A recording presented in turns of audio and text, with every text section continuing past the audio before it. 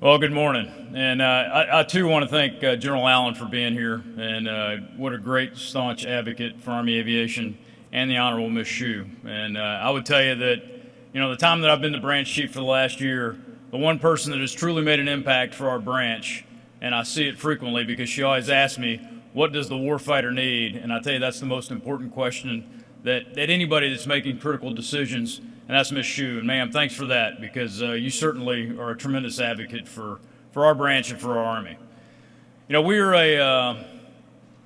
There's a lot of tough things that are going on right now, not only for our Army, not only for this branch, but for our nation. But I would tell you, we've got to be careful that we don't lose sight of the great things that are going on. And we've got a lot to be optimistic about. And that's the one thing that I've learned over the last year, is that we have phenomenal leadership in this branch, all the way down to the soldier level, and the things that they're doing every day in support of our nation and in support of our partners is absolutely remarkable. And regardless of the challenges that we have to meet, they get it done. And so thanks very much for the tremendous effort, and it's great to see that we have so many soldiers and families here today. And I just want to tell you that I'm very, very proud of all of you, and our nation is very proud of everything that you do. So please give yourselves a round of applause. So,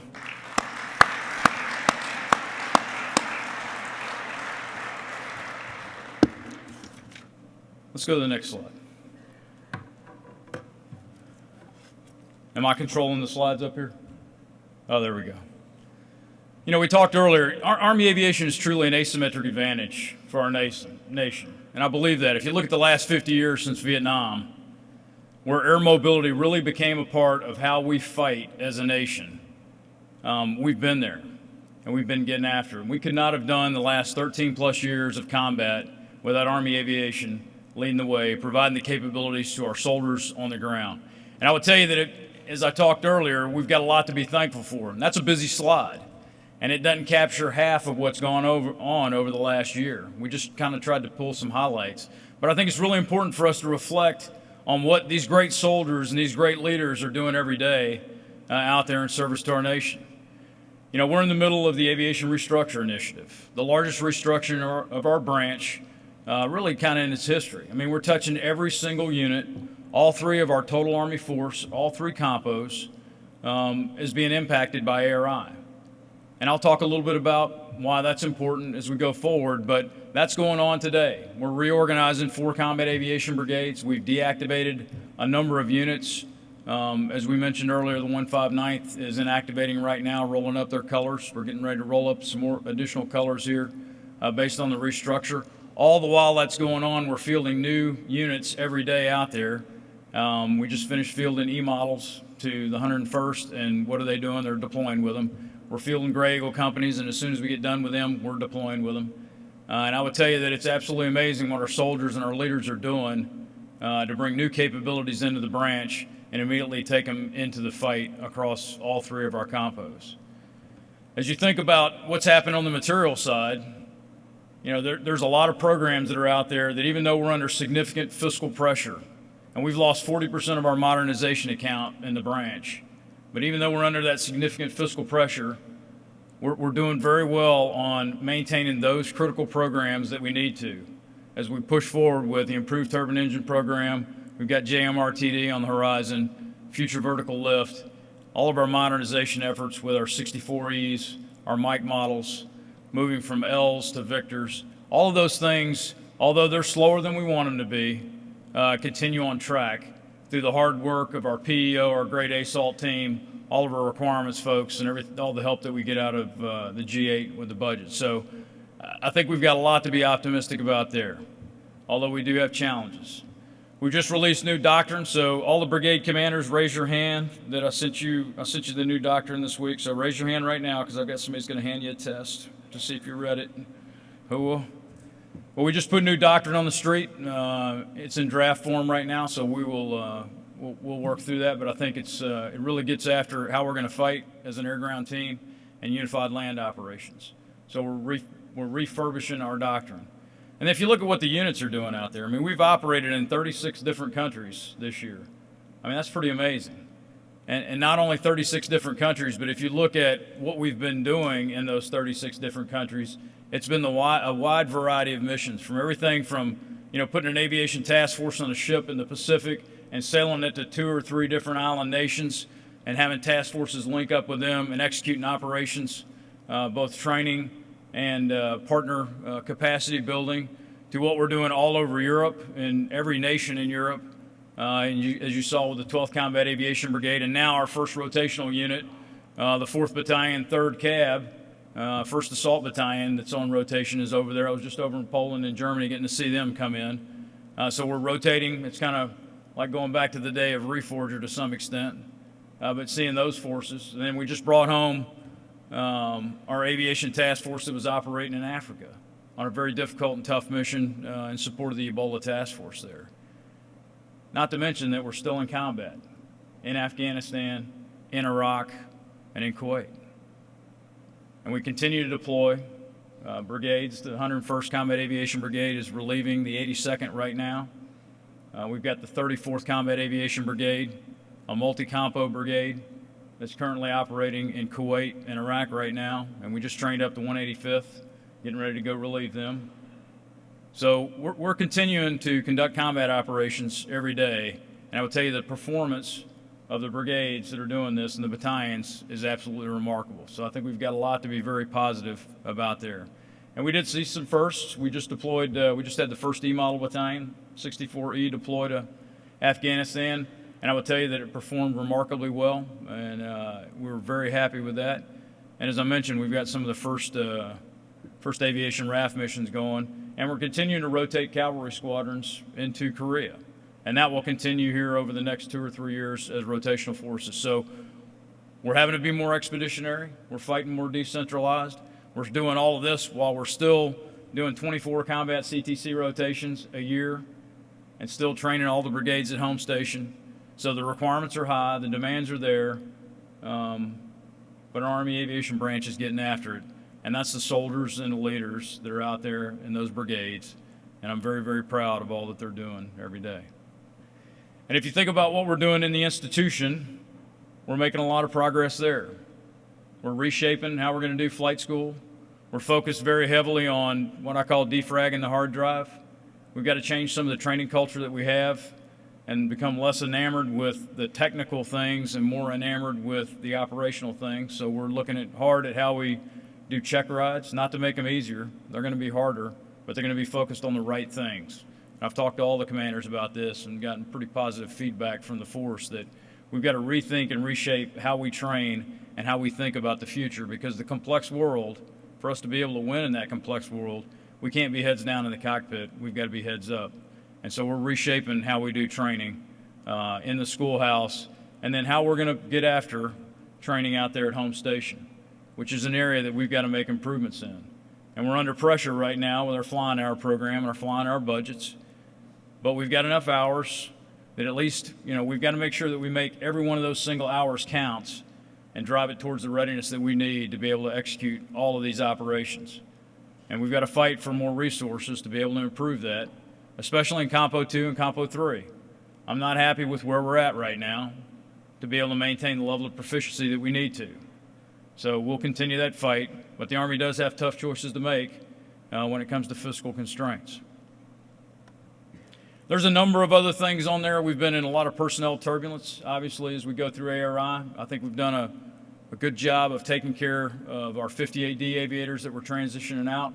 We're working very closely with the National Guard Bureau on how we're going to transition UH-60 aviators in their formations, as well as the Army Reserve.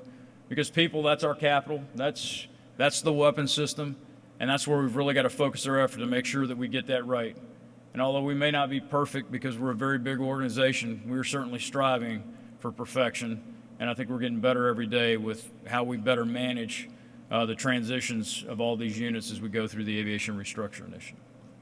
But ultimately, what really matters is that 11 Bravo in the back. When it all gets said and done, when we're zipping along at 3 clicks a minute in the middle of the night, things are not, much as the Vice talked about sitting in the jump seat. They trust that we get this right. And that's a huge burden on our units. That's a huge burden on our leaders. That's a huge burden on the institution to make sure that we do it right, that we get training and leader development right for the soldiers that we support in the back. So that's what's going on today. And I would tell you that I could probably put up about 30 slides up there. When I talked at the Senior Leader Forum at Fort Rucker, I had an entire brief that just kind of focused on the state of the branch. But I want to talk about where we're going next, because I think it's very important. It's clear to me that the commanders and our soldiers are getting after today's operations. None are better, and we've never done it better. But we've got to think about what's going to happen tomorrow and what we're going to look at in the future, and how do we set the conditions, because somebody 10 years ago thought about today, and what we're living with today, you know, that's what we've got to think to. We've got to think to the future. So next slide. Next. So as we think about this asymmetric advantage, and really that's what's on my mind, of how do we maintain this asymmetric capability into the future. And I would say that there's some risk out there. And some of this has to do with resourcing. A lot of it has to do with resourcing. And so we've got to think about where do we make the best investments to prevent having this vulnerability gap. Because as we've come out of the last 13 or 14 years of conducting counterinsurgency operations, and we start to refocus on decisive action, we've got a training gap right now, and we're seeing that at the CTCs. And although the units are doing remarkably well at rebluing a lot of those skills, we still got a ways to go. And as we look at our equipment, you know, we're under modernization pressure. We've got a clear modernization plan. We've got some great capabilities out there, but it's a very slow burn as we field these units. As the Vice mentioned, we've still got 600 UH-60 Alphas that remain in the force. Original plank holders in the Big Five. That'd be like having XM1s in the motor pool still. We don't have any of those. We're M1A2 SEP, so we're doing pretty good on tanks. We need to get rid of all those aircraft, and a large number of those aircraft sit in Compo 2 and Compo 3 and in the training base. And I'm concerned that we're not moving fast enough to get those out of the force. That's just one small piece of the bigger challenge. You know, as we look at modernizing all of our 64Es, finishing the modernization of our Chinooks into the F models, and a host of other programs that are out there, we've got a gap, because it's going to take us probably the next 10 to 12 years. As you look at ARI, the structure will be done here in the next 3 to 4 years. We'll have reshaped the organizations, but filling them out with the modernized equipment, we're really not going to get that done on the current rate until about 2028. And I would tell you, if sequester happens, that date moves well to the right, probably 5 to 6 years. It will impact every one of our modernization programs. I would tell you what's allowing us to do it as fast as we are, and even though it's slower than I want it to be, is the fact that we're doing the Aviation Restructure Initiative. That's what's allowing us to be able to gain the modernization money that we need to modernize our force. That's why we've had to make those tough decisions of drawing down from 37 shooting battalions to 20. And if you look at the operational tempo that we have out there and the demands, that's why we've made decisions about where things need to be by component. That's all. That's the whole reasoning behind those decisions. And if we don't do that, and we've looked at hundreds of other excursions, and they've been looked at by the GAO and a number of external agencies, this is the best course of action for our branch, for our Army, and for our nation. And if we don't execute it, it's going to cripple our modernization in the future. And we can't let that happen. We've got to put all the emotion aside, put all the politics aside. We've got to be very pragmatic and think about what's best for our nation, what's best for our branch, our one branch. And that's what ARI does for us. Because right now we can't fly and fight in all environments. We don't have the power that we need, and Ms. Shue's helping us fix that with ITEP. Thank you, ma'am. Our number one priority to be able to get power onto our aircraft that we need, both the 64s and the 60 mics, as well as the Lima models. But we don't have that right now, and we've got to move to that. We can't fly and fight in all visual environments, and I'm going to talk about that here in a little bit. We've got to be able to increase our survivability. Right now, we don't have the survivability capabilities we need, and we're not agile enough to adapt to the threats. That's an area that's creating this gap. And our network's not fully tailored for an air-ground operations capability. Again, I'll talk about how we're going to get after that. And the reason we're doing FVL is because we don't have the strategic range and speed that we need. So let's go to the next slide. So where are we focused? So as I mentioned, ARI is the base. You know, we have to have that as the foundational element. If we don't do ARI, we're not going to have the resources to be able to do these critical things to be able to close this gap, because we can't wait until future vertical lift. You know, the first brigade of future vertical lift is going to be in the mid to late 30s. We'll go into low rate production in the early 30s. By the time we field our first unit, it's going to be 2037. So we've got to make sure that we close the gap between now and then for us to be able to remain an asymmetric capability for our nation. Our partners need us to do that. Our nation needs us to do that. And this is how we're going to get after it. So as we kind of look at the pillars here, where we're going to focus the resources that we do have with ARI as a foundation, as we continue to buy out the acquisition objectives on our 64Es, our Mike models, we convert the Limas to Victors, we field the F models and go after Chinook Block 2. That's the foundational pieces that ARI allows us to do. And it also gives us the space to do some work to be able to fix power issues. So again, ITEP and FATE, which is our future big engine, those are two programs that we're getting after there. But there's also a number of other issues that we're working in the S&T world with Bill Lewis's team out of Amerdeck and S&T efforts with Ms. Miller on motors and rotors and other things to be able to get after power. Because if we're going to fight in this complex world, if we think about what it's like to be in a mega city, to where you're going to have to go into these very small, tight LZs and these urban canyons, you know, you don't need just enough power to be able to get in there and get out of there. You got to be able to get in there and get out of there with a lot of dynamic capability. So we need to be able to put that in the hands of our soldiers and our aviators. And then as we look at survivability, I mentioned earlier, we're not agile enough right now to respond to threats that emerge on the battlefield. We've got to fix that agility.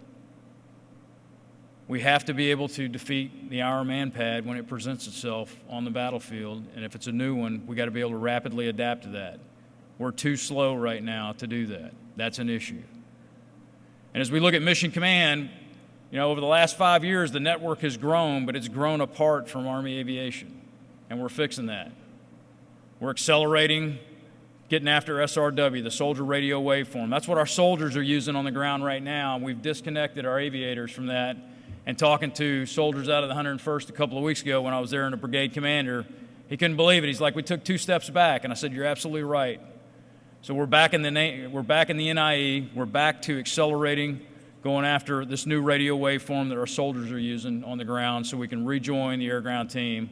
And then we're looking at the mid-tier network in the future. And we're looking at accelerating all of that. And we're getting some great help out of ASALT for that.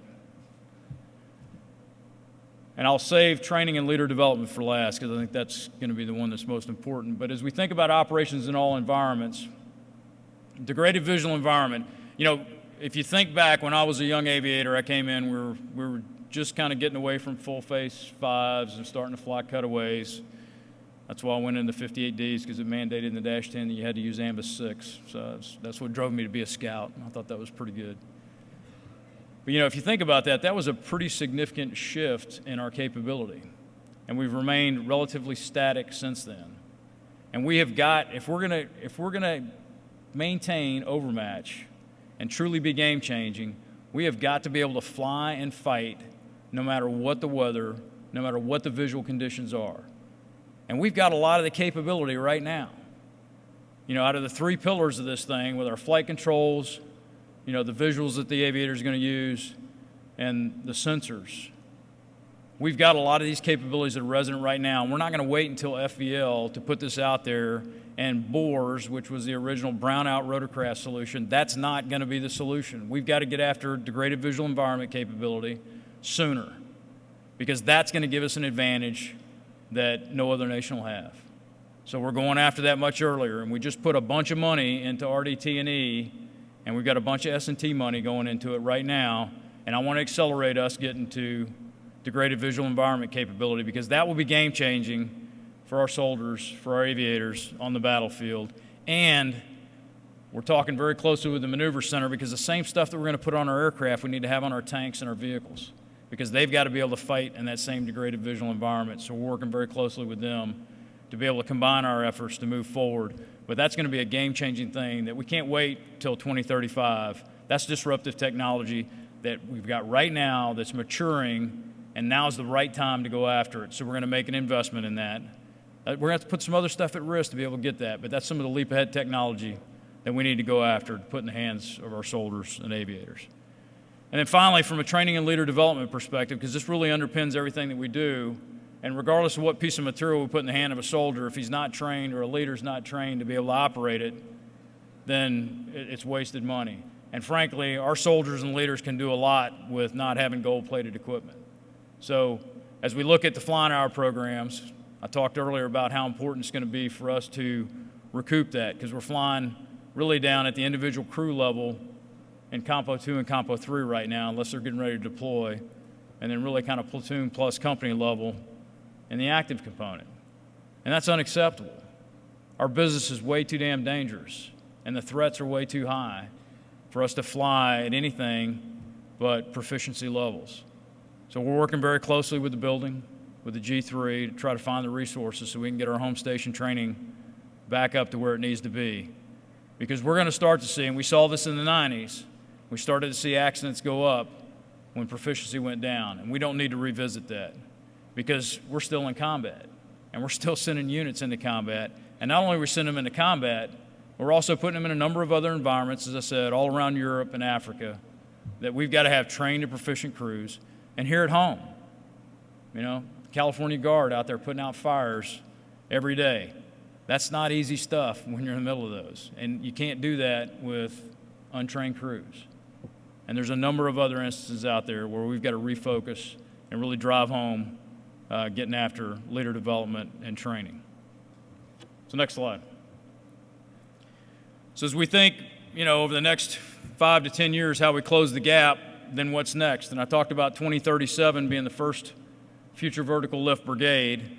And as we think from kind of 2025 and beyond, kind of the deep futures, here's some of the stuff that we're thinking about. Over on the left-hand side are really kind of required capabilities. Those are required capabilities today.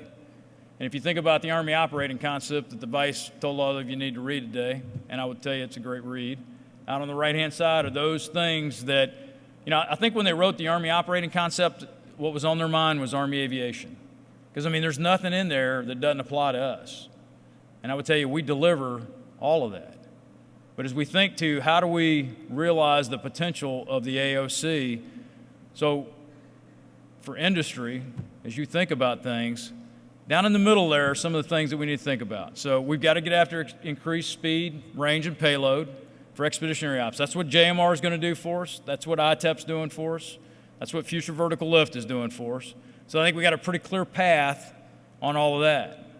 I talked earlier about being able to fly and fight in all environments, no matter what the weather and what the visibility conditions, and that we've got to have the agile survivability solutions that are out there. As we think to, we've got to make our munitions smaller and lighter because we want to make our aircraft smaller and lighter because that makes them cheaper and faster, okay? That formula sort of works out for me. I know there's probably an engineer going, that's probably not true, but I think it actually does.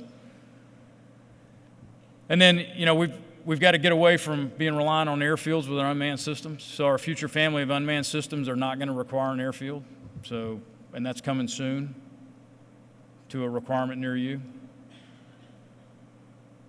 And as we think about the trainability aspects, and I talked about this earlier, we've got to move the complexity behind the faceplate. You know, a Singar's ASIP radio right now has got too many buttons on the front of it. I want the ON-OFF option.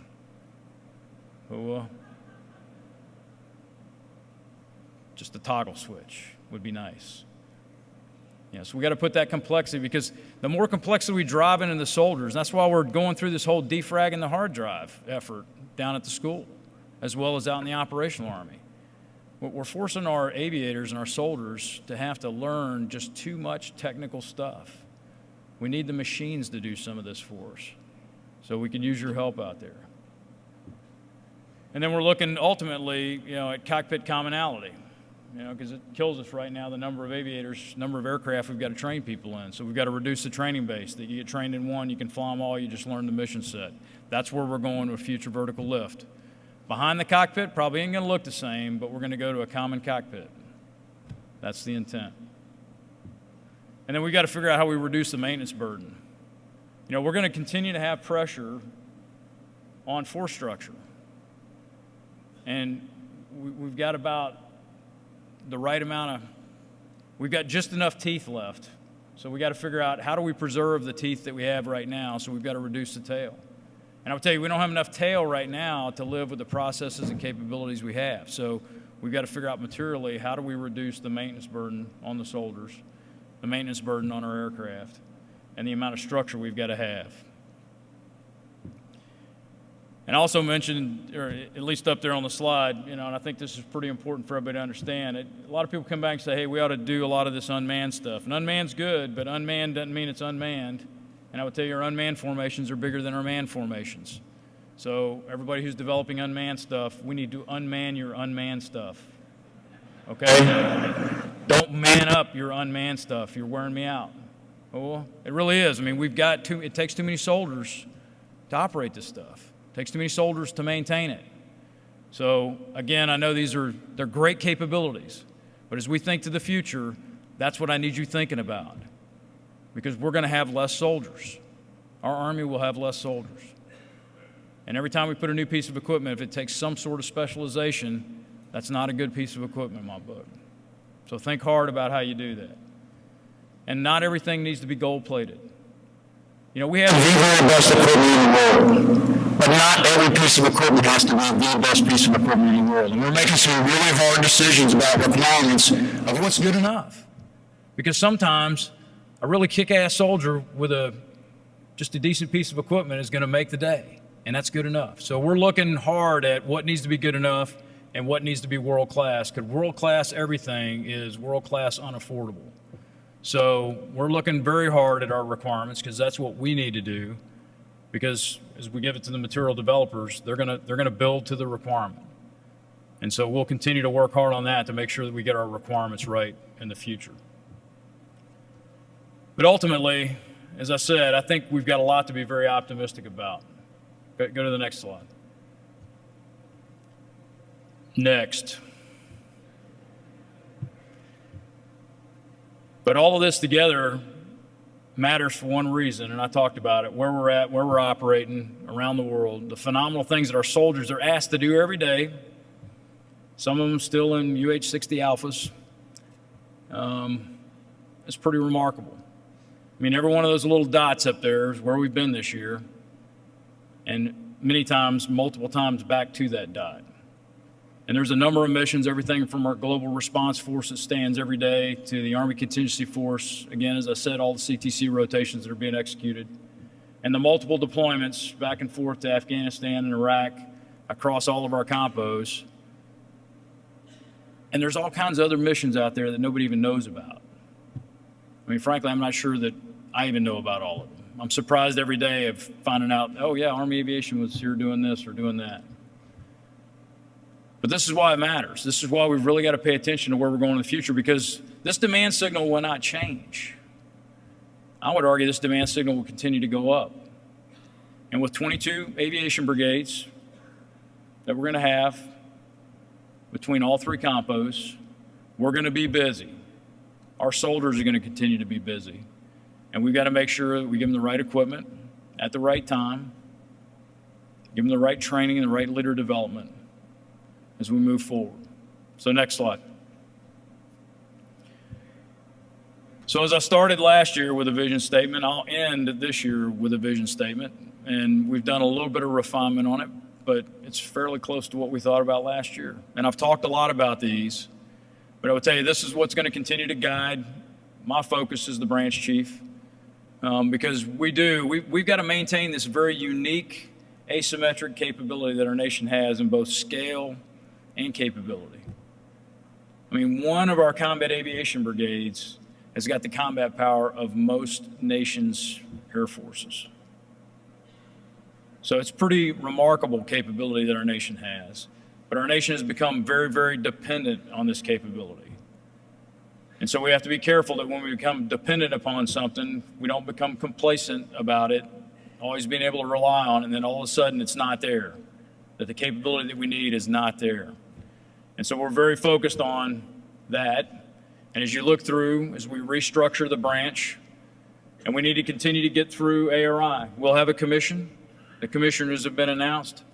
I think they're going to take a very pragmatic and logical look at it, and if they do, we'll continue. We're continuing now, but I think it will continue. But we've got to continue to work through getting restructured, modernizing our aircraft, developing the capabilities that we need in survivability, power, degraded visual environment, continuing to refine our doctrine to be able to meet the challenges of this very complex world that we're going to operate in today and into the future of the Army operating concept. And not forget that we've got to be able to maintain our aircraft and deliver the most combat power for the least amount of money. And that, again, is another challenge that we've got to continue to work through because of our reliance on contract maintenance over the last few years. And then ultimately, it all resides with what's most important, our most important weapon system, and that's our soldiers and our leaders, and developing them to be agile in the very unknown and complex world that we're going to operate in the future. So next slide. So in sum, I would just tell you that, it's been a great year for me as a learning opportunity.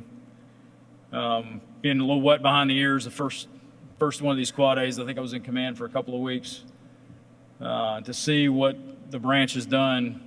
And the branch is all of our soldiers that are out there. It's not anything that we've necessarily done down there at Fort Rucker. It really is what our soldiers and our units are doing every day. I've just been absolutely amazed at how they make the difficult seem very easy. And I think we owe them a lot. And regardless of what happens, our soldiers and our leaders are going to make the mission happen. They get it done every time. We just owe them, the right aircraft, the right training to be able to do that and do it effectively. So I'm very proud of all of you. I'm very proud to have the opportunity to serve. And I look forward to what I hope will be the next year, unless I get fired or something today. Oh, well. So again, thank you to all you and your families. And thanks for being here with us today. And Hula, Army strong, above the best.